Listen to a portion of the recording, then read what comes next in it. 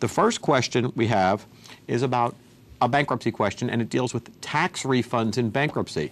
What a great question to start the year off with, because, well, technically it's our second show of the year, but it's a great question because nowadays people are thinking about, all right, if I'm in bankruptcy, what happens with my tax refund? Or if I'm thinking about filing bankruptcy, what happens to my tax refund? So let's start with the premise of the bankruptcy.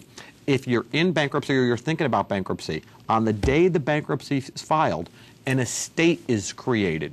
That estate encompasses all your legal interest and your equitable interest. A tax refund is property of your bankruptcy estate.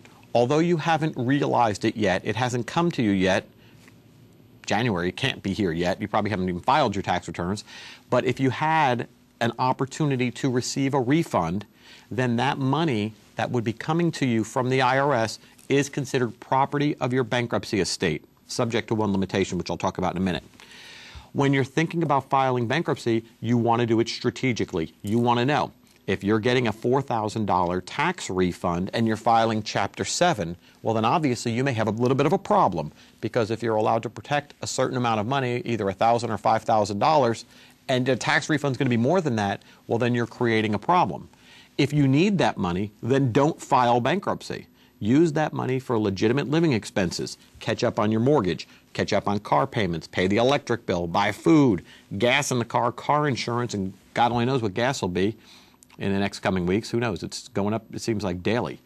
But the reality is, if you need that money and it's part of your annual budget, in other words, if that's calculated into how you pay your property taxes, or you have some use for that money, you know, braces for the kids, school clothes, whatever it is, use that money for your legitimate living expenses. Otherwise, if you file bankruptcy without taking that tax refund into consideration, you may lose it. So that's a good way to start it off. A little bit of a segue to that question, though, is when I said before you had a little bit of a subject to a limitation, that limitation would be the earned income tax credit.